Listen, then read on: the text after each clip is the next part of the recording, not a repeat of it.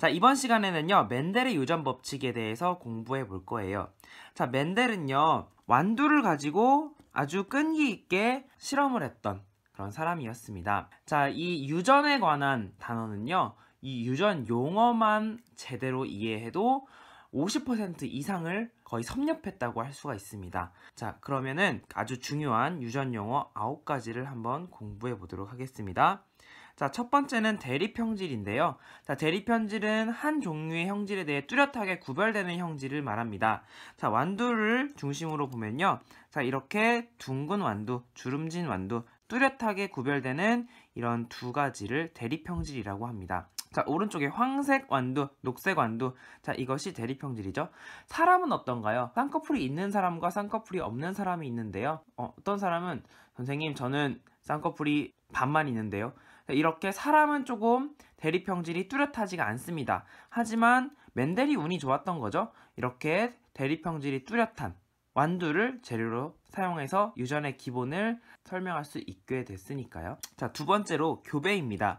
자, 교배는요, 두 개체를 인공적으로 수분 또는 수정시키는 것이에요. 수술에서 만들어진 꽃가루가 암술에 달라붙는 현상을 수분이라고 하고요. 수정은 정자와 난자가 만나는 거죠. 수분에는 두 가지가 있는데요. 자, 우리 책에 자가수분과 타가수분이 나옵니다. 자, 자가수분은요, 수술에서 만들어진 꽃가루가 같은 구루 내에 꽃에 있는 암술머리에 수분되는 현상이고요.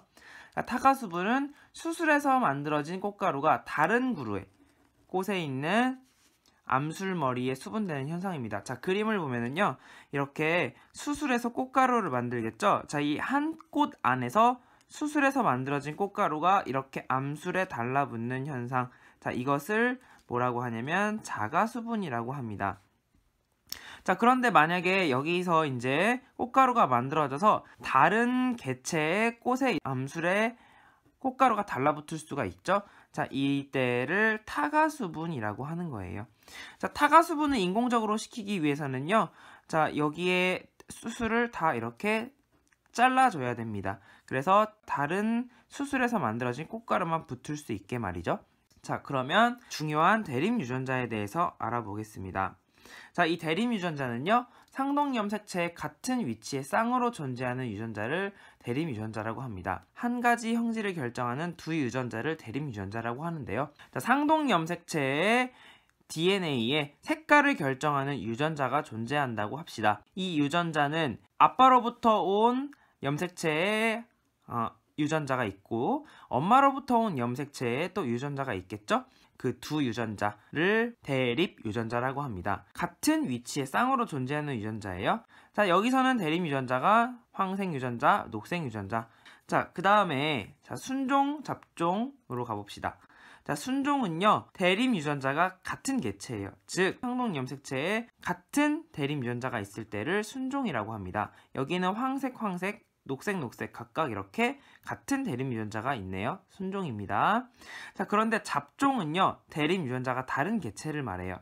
자, 여기에 보듯이 자, 이 상동염색체 같은 위치에 하나는 황색 유전자가 존재하는데 하나는 녹색 유전자가 존재하네요. 서로 대립 유전자가 다르죠? 자, 이럴 때를 잡종이라고 합니다. 그런데 잡종이 어감이 참 안 좋아요. 그래서 잡종을 우리 고등학교 때는 뭐라고 부르냐면은 이거를 이형 접합자라고 부릅니다. 순종은 뭐라고 하냐면 동형 접합자라고 해요. 자, 그 다음에 표현형과 유전자형을 가봅시다. 자, 유전자에 겉으로 드러나는 형질이 바로 표현형입니다.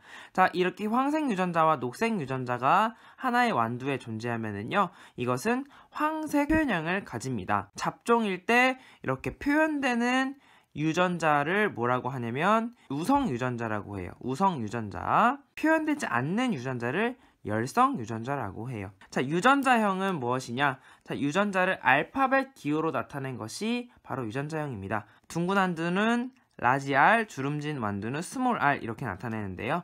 자, 이 황색깔 표현형을 나타내는 이 완두 개체의 유전자형은 어떻게 나타낼까요? 황색 유전자는요, 우리가 알파벳으로 Y라고, 대문자 Y로 나타내고요. 녹색 유전자는요, 소문자 y로 나타냅니다. 자, 이 유전자형을 어떻게 쓸 수 있냐면 라지 y, 스몰 y이라고 보시면 되겠습니다.